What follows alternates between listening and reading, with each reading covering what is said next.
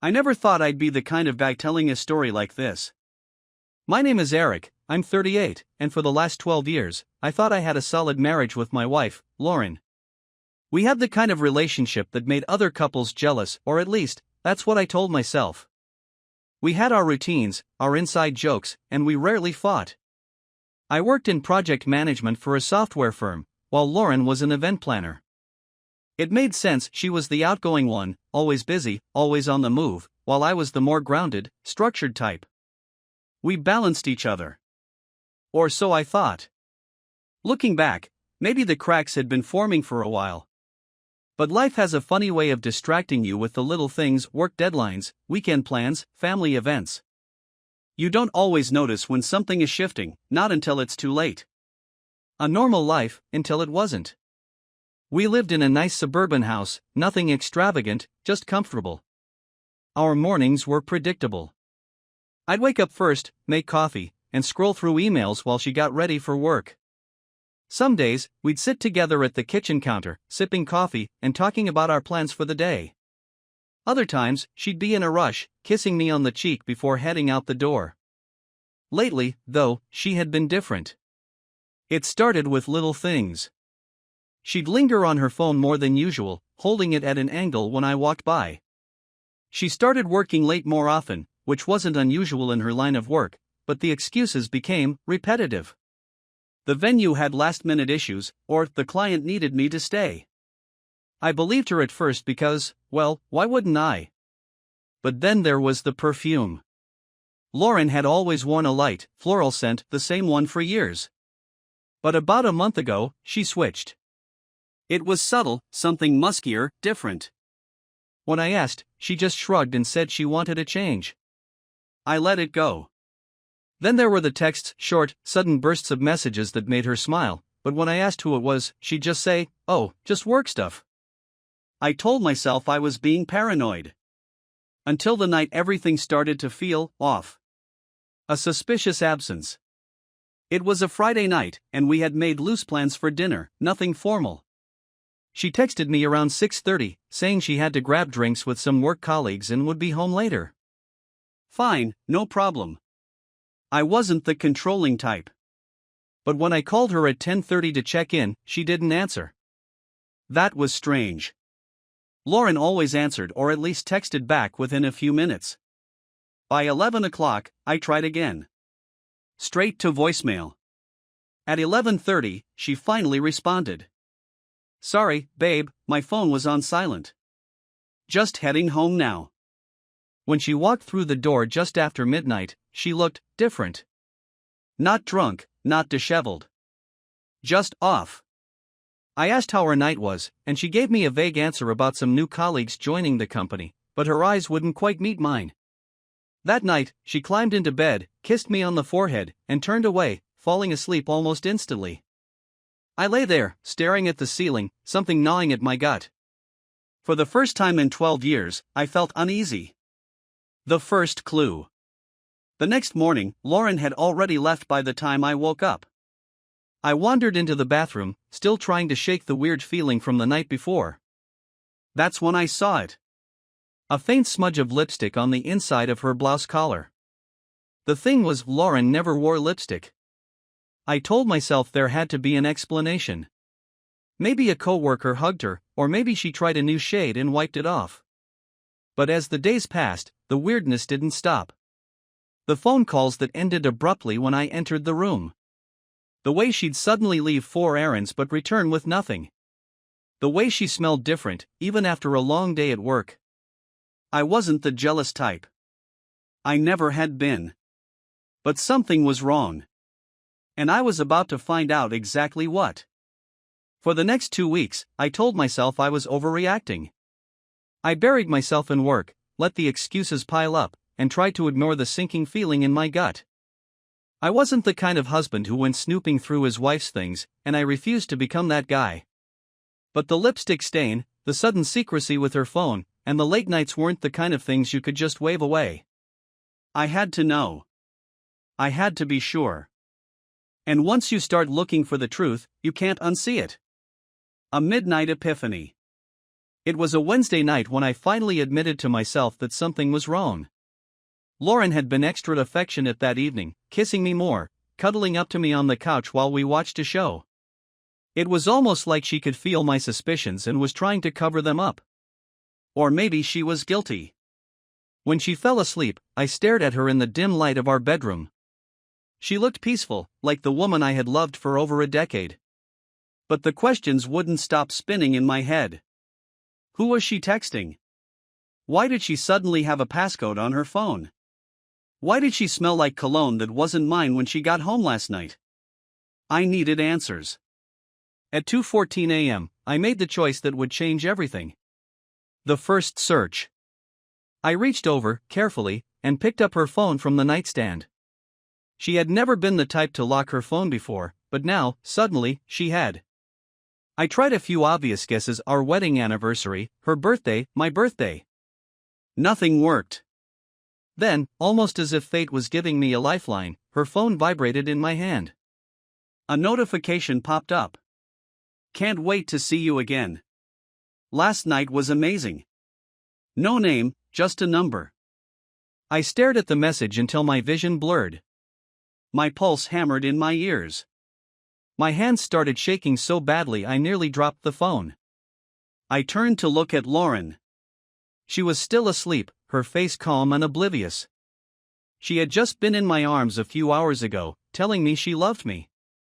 But now I wasn't sure if I even knew her.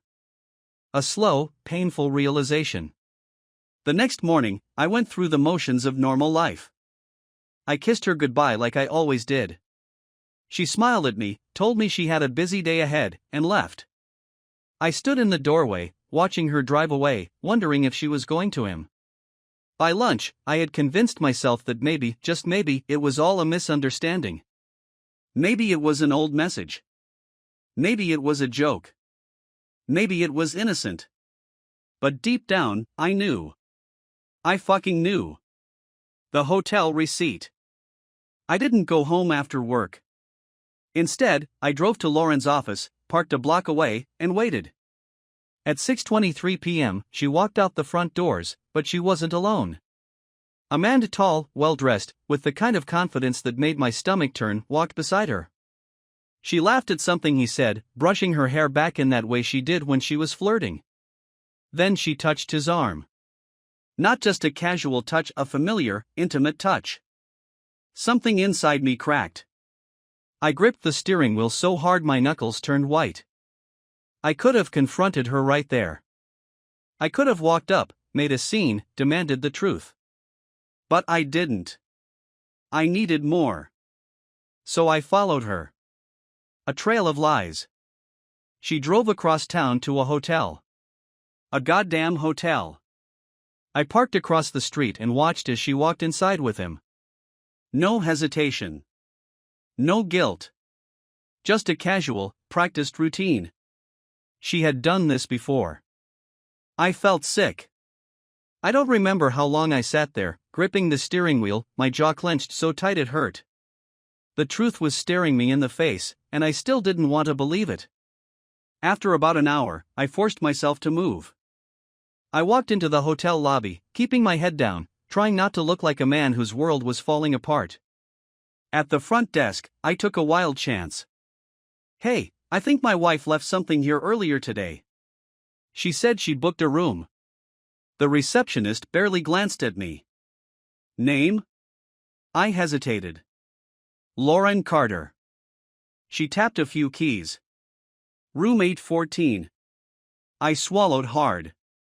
I wanted to throw up. Instead, I nodded, thanked her, and walked out. The moment of truth.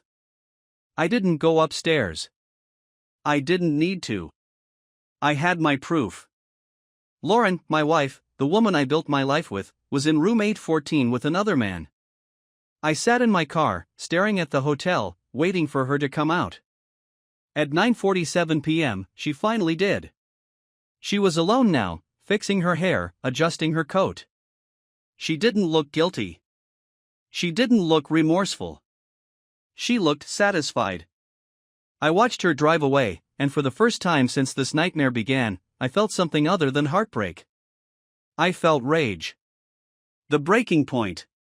When I got home, she was already in bed. She looked up when I walked in, smiled sleepily. "Hey, babe. How was your day?" I stared at her. She had no idea I knew. No idea that everything had changed.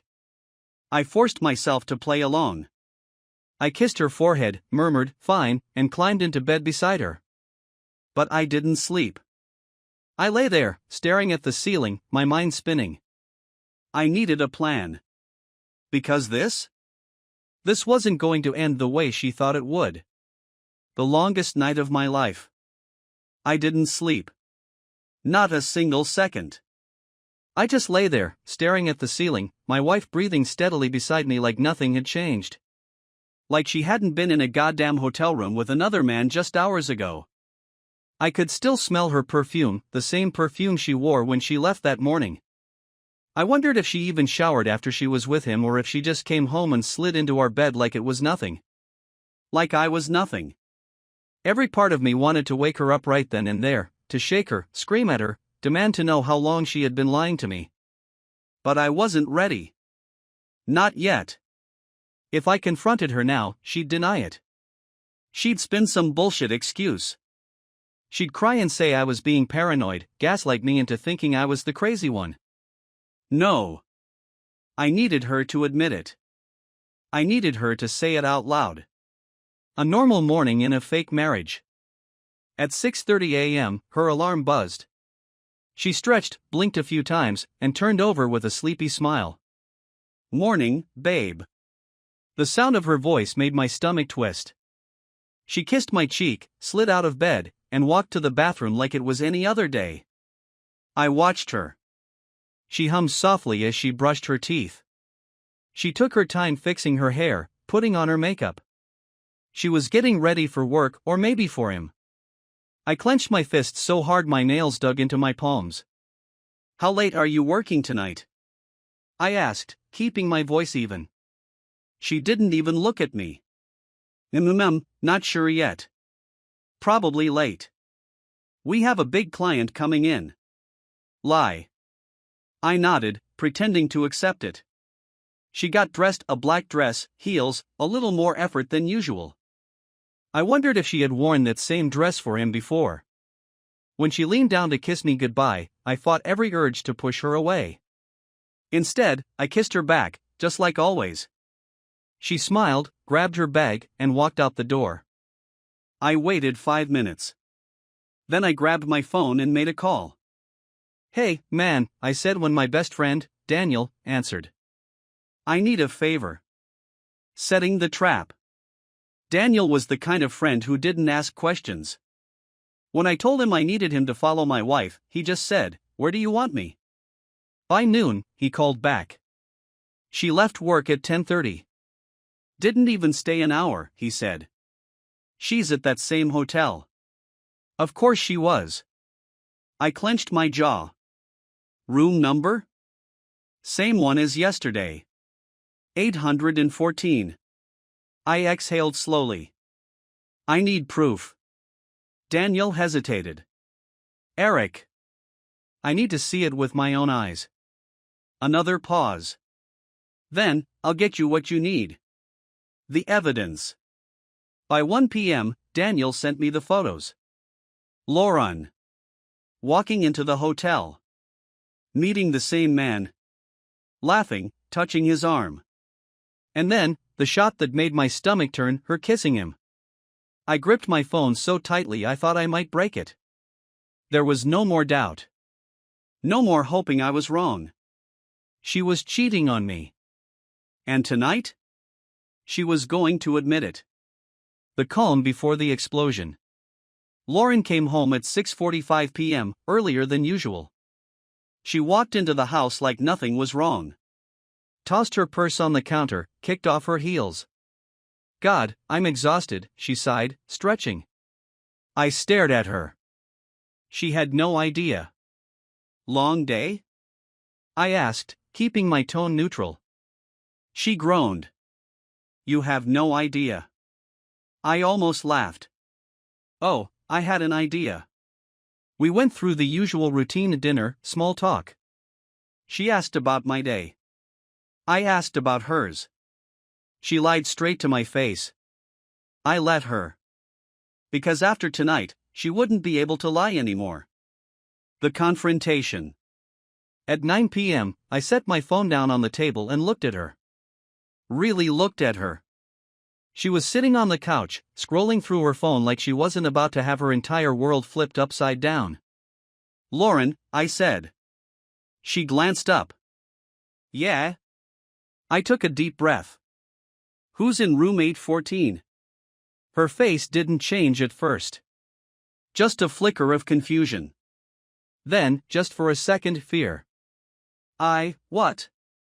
"Room 814, I repeated, my voice calm. "At the Grandview Hotel." "Who's staying there?" She blinked. Swallowed. You're not making any sense, babe." She let out a nervous laugh. "Are you okay?" I pulled out my phone and placed it on the table. The photos stared up at her. Horror. Him. The hotel. She went white. For a second, neither of us moved. The air between us was heavy, suffocating. Then she swallowed hard. "Eric, I held up a hand. "Don't." Her mouth snapped shut. "I want to hear you say it," I said. My voice was eerily calm, even to my own ears. She shook her head, eyes glossy. It's not what it looks like." I let out a sharp, bitter laugh. "Really? Because it looks like you've been fucking another man behind my back." Tears welled up in her eyes. "Eric, please." "How long?" She blinked rapidly. "What?" I leaned forward. "How long?" She opened her mouth. Closed it. Then, finally, a whisper, 6 months. My stomach twisted. Even though I already knew, hearing her say it made it real. I clenched my jaw. "Why?" She wiped her eyes. I don't know. It just happened." "Bullshit. You don't accidentally end up in a hotel room, Lauren." She sniffled. I wasn't happy. My blood ran cold. "So you decided to fuck someone else instead of talking to me?" She sobbed. "I didn't mean to hurt you." I slammed my hand on the table. She jumped. "Don't," I snapped. "Don't sit there and cry like you're the victim." She looked down. "I gave you everything," I said, my voice shaking. 12 goddamn years, Lauren. And you threw it away for what? Some cheap thrill?" She didn't answer. I stared at her, my heart pounding, rage boiling under my skin. And then I stood up. Walked to the bedroom. Started packing a bag. Lauren followed, panic in her voice. "Wait, what are you doing? What does it look like?" I zipped the bag shut. "I'm done." Her breath hitched. "Eric, please." I turned to face her. "No," I said. "You made your choice. Now I'm making mine." Tears streamed down her face. "I love you." I shook my head. "No, you don't." And with that, I walked out the door. Leaving was easy, staying gone was hard. I walked out that night with a single bag of clothes and my car keys. Lauren didn't chase after me. She didn't scream or beg like I expected her to. Maybe she was too shocked. Maybe she knew it was pointless. Maybe she was already thinking about running back to him. I didn't care. I drove without a destination, hands gripping the wheel so tight my knuckles turned white. My heart was hammering in my chest, but my mind was disturbingly clear. She admitted it. 6 months. Every night she came home and kissed me. Slept beside me. Told me she loved me. Every night, she lied. I ended up at a cheap motel on the edge of town, paid for a room in cash, and sat on the edge of the bed, staring at the peeling wallpaper. What now? I had walked out, but that wasn't enough. Not for what she had done. I needed to do something. I needed revenge. The first step, destroying the illusion. I pulled out my phone. The pictures Daniel had taken were still on my screen. Cold, hard proof. I could send them to her parents. Her friends. Her co-workers. Hell, I could email them to the entire office. But that wasn't enough. Lauren had chosen to betray me, but I wasn't the only one she had deceived. Her friends thought we had a perfect marriage. Our families saw us as the golden couple. And that guy, whoever the hell he was, probably thought he was the love of her life. No.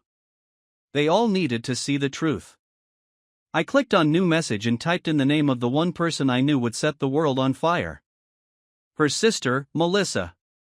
Melissa hated liars. She hated cheaters even more. And she would absolutely make sure the whole world knew. I attached the pictures. And I hit send. Burning bridges. I waited exactly 3 minutes. Then my phone rang. Eric, Melissa's voice was sharp, clipped. What the hell am I looking at? Your sister. Being a whore.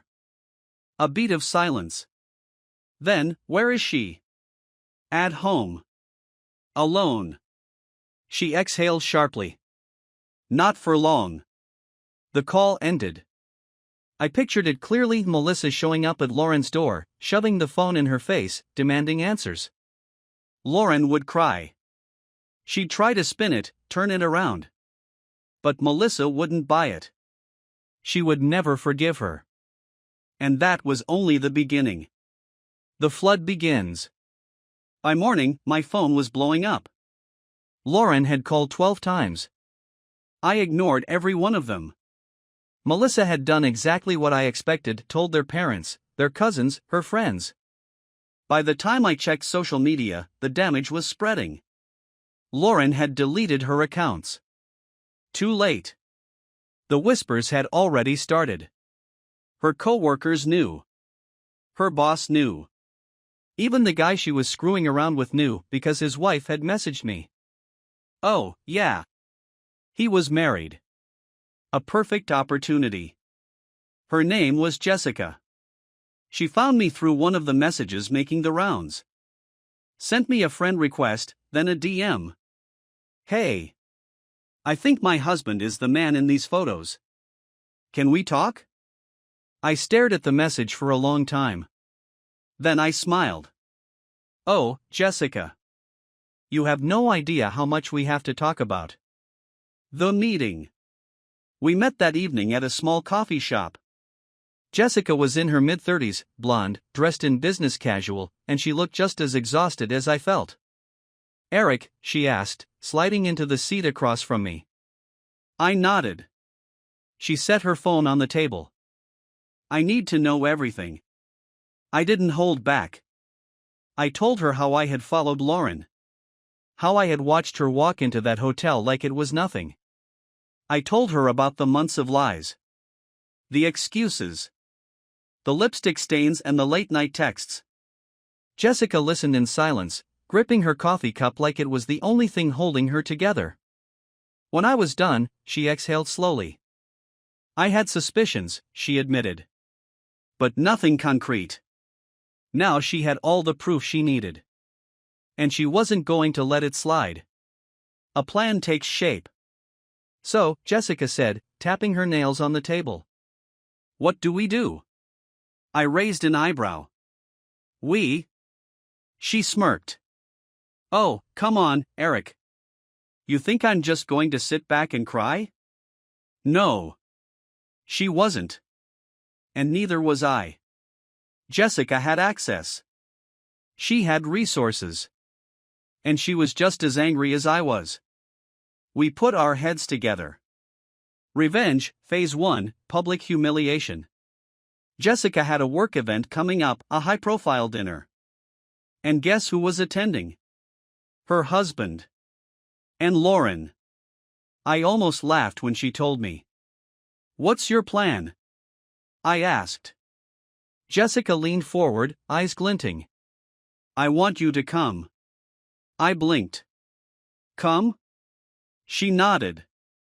I want you there. Looking sharp. Smiling. Acting like everything is fine. I caught on quickly. She wanted Lauren to see me. She wanted her to feel it. And then? Then we would drop the bomb. Revenge, Phase 2, the fallout. The night of the event, I dressed to kill. Sharp suit. Clean shave. The best I had looked in months. Jessica did the same. We arrived together, arm in arm, like we had moved on. Lauren saw me the moment we walked in. Her eyes widened. She froze. Her lover, her married lover, was standing beside her, looking equally confused. And then Jessica made her move. She cleared her throat, tapped her wine glass, and said, loud enough for the whole room to hear, I'd just like to make a toast. To my loving husband. And his mistress, Lauren Carter. I hope your little affair was worth it, because neither of you have a marriage anymore. Silence. Lauren's face drained of color. People turned. Stared. Murmurs spread through the room like wildfire. Her lover's face twisted in horror. Lauren opened her mouth, but nothing came out. And Jessica? Jessica smiled. I put an arm around her waist, leaned in, and whispered just loud enough for Lauren to hear. Checkmate. Then we walked out. The aftermath. Lauren called me that night. Left voicemail after voicemail. Begging. Crying. Apologizing. I deleted every single one. I filed for divorce the next morning. Jessica did the same. As for Lauren and her lover, they got what they deserved. His wife took everything. Lauren? She lost her job. Her reputation. Her family. And the one person she thought would stay by her side? He left her, too. Poetic justice. And me? I was free. The fallout was brutal, but not quick enough. Revenge was supposed to be satisfying. And at first, it was. Lauren had been humiliated. The whispers had spread.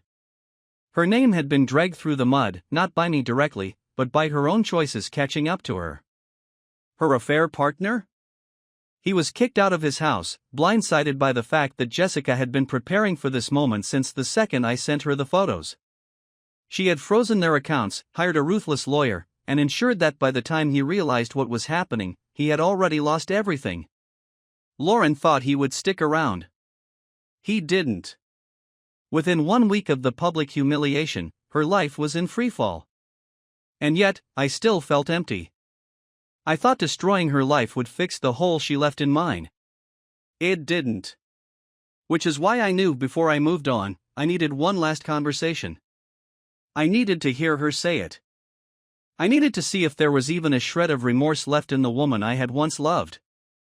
The first call in weeks. It took her 3 weeks to reach out after the disaster at the work event. At first, she tried calling every day. Then every few days. Then it slowed. I never answered. But one morning, while drinking my coffee and staring out the window of my new apartment, my phone lit up again. Lauren. For some reason, I picked up. She didn't speak right away. I could hear her breathing, shallow and uncertain. Eric, she finally said, her voice hoarse. I didn't respond. She took a deep breath. Can we talk? Another silence. Then I said, you have 5 minutes. Meeting her face to face one last time. She begged me to meet in person. And I agreed. Not because I was considering forgiving her. Not because I missed her. Because I needed to see her. I needed to know if any part of her was still the person I married, or if the woman sitting across from me would be nothing more than a stranger. We met at a small cafe, neutral ground. She was already there when I arrived. She looked terrible. Her hair was pulled into a messy ponytail, her eyes were red-rimmed, and she was gripping her coffee cup like it was the only thing holding her together. For a second, just a second, I felt something. Not love. Not sympathy. Just the faintest memory of the woman I had once known. But that version of her was gone. I sat down. I didn't say a word. She opened her mouth, hesitated, then let out a shaky breath. "Thank you for coming." I waited. She licked her lips, choosing her words carefully. I don't even know where to start. I leaned back in my chair. Start with why? She flinched. Like she hadn't expected me to ask the one question that actually mattered. I was unhappy, she whispered. I exhaled sharply through my nose, shaking my head. Bullshit. Her head snapped up. I leaned forward. You didn't cheat because you were unhappy, Lauren. You cheated because you wanted to. Because you thought you could get away with it. Because it was exciting. Tears welled in her eyes. Eric, please. No, I cut her off. You don't get to cry. You don't get to make this about your pain. She blinked rapidly, lips trembling. I gave you everything, I said, my voice deadly quiet. I loved you. I trusted you. I defended you. And for what? A tear slipped down her cheek. For 6 months, you came home to me. Slept in my bed. Kissed me. Told me you loved me. My jaw tightened. Did you even feel guilty? She dropped her gaze. I laughed bitterly. That's what I thought. Her excuse and my answer. I wasn't thinking, she whispered. I scoffed. Yeah, you were, Lauren. You were thinking the whole time. Thinking about how exciting it was. Thinking about how much you loved sneaking around. Thinking about how stupid I was. She shook her head quickly. No, Eric, I never thought that. I leaned in. Then why?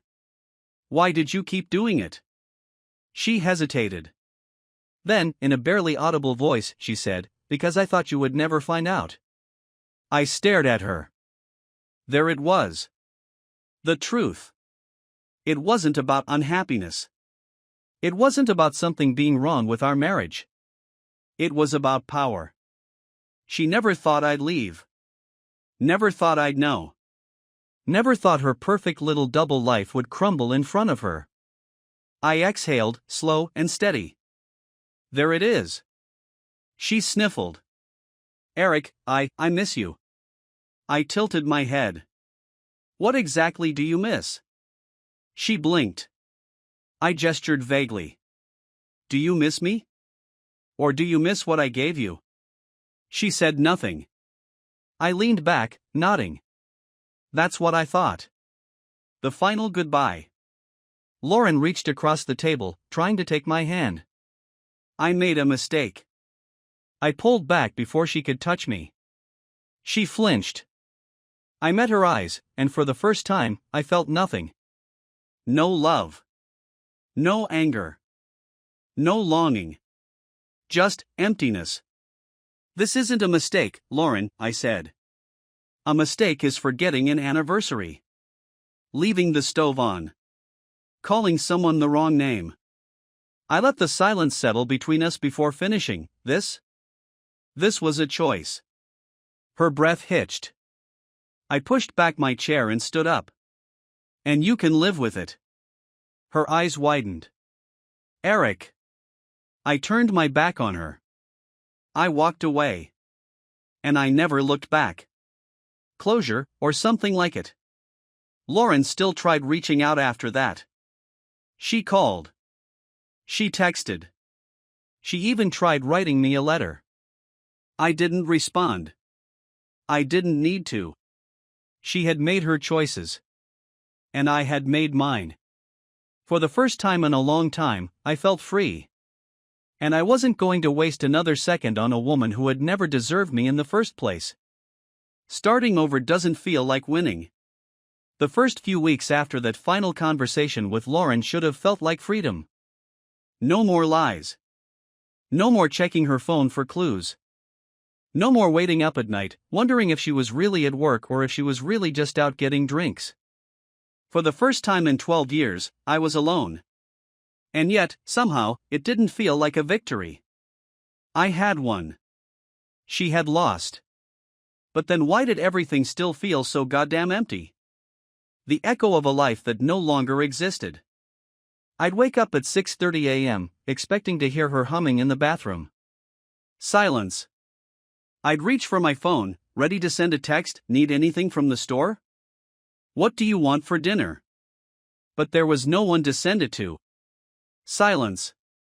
I'd sit down for dinner and instinctively glance at the seat across from me. Silence. It was like living in a house that had been abandoned overnight. Except it wasn't just a house. It was my life. The divorce papers. 2 months after I walked away, the official divorce papers came in the mail. I stared at them for a long time, running my fingers over the embossed lettering. Eric Carter versus Lauren Carter. A fight I never wanted. A war I never asked for. And yet, here I was, signing my name on the dotted line. I didn't feel relief. I didn't feel sadness. I just felt nothing. And that? That was the scariest part. A night of bad decisions.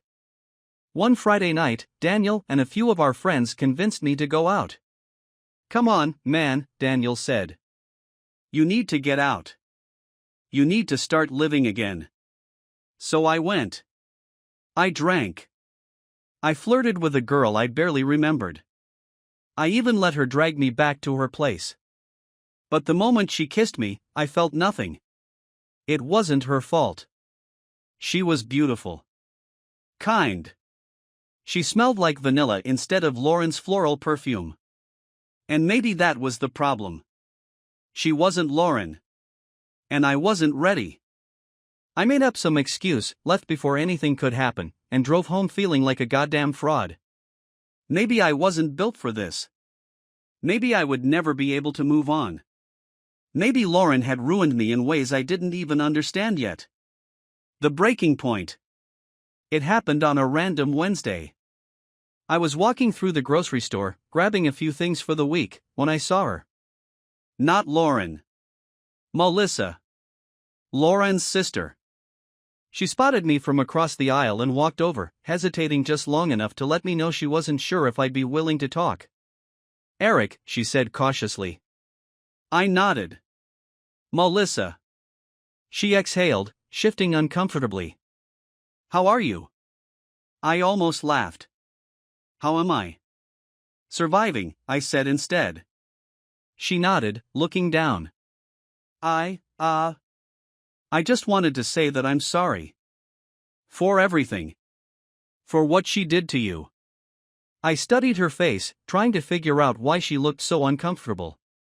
Then she answered the question for me. "She's not doing well," Melissa said quietly. I didn't respond. "She lost her job," she continued. "And, she's moving out of the house." I still didn't respond. Melissa swallowed. "I know you don't owe her anything, but I think she's finally realizing what she lost." And I don't know. I guess I wanted you to know that. I let her words settle between us. Then I said, "Melissa, I don't care." She blinked. "What?" I met her gaze evenly. "I don't care what happens to Lauren. She made her choices. She gets to live with them." Melissa searched my face for something: anger, sadness, regret. But I wasn't angry anymore. I wasn't sad. I wasn't anything. And that's when it hit me. Lauren hadn't ruined me. She had freed me. The shift. Something changed after that. I stopped waking up expecting to hear her voice. I stopped checking my phone out of habit. I stopped looking at the empty seat across from me at dinner. Because I wasn't alone. I had me. And for the first time in a long, long time, that was enough. The first real date. It took 6 months before I went on a real date. Her name was Natalie. She wasn't a rebound. She wasn't some random girl from a bar. She was kind. She was funny. She made me laugh in a way I hadn't laughed in years. And when she kissed me, I felt something. Maybe not love. Maybe not yet. But for the first time since Lauren shattered my world, I felt like maybe, just maybe, I could be happy again. And that? That was everything. The final goodbye. One night, long after I had moved on, Lauren texted me. It was a long message. Some half apology, half rambling confession about regret and mistakes. I read it. Then I deleted it. No response. No closure. Because I didn't need it anymore. I was done looking back. I was done drowning in what ifs. I was finally free. And I wasn't wasting another second on a woman who had never deserved me in the first place. A new beginning. People always say that time heals all wounds. I don't believe that. Some wounds don't heal. Some scars never fade. But you learn to live with them. You learn that pain doesn't define you. You learn that betrayal doesn't break you. And you learn that sometimes, losing someone isn't the worst thing in the world. Sometimes, it's the best thing that could ever happen.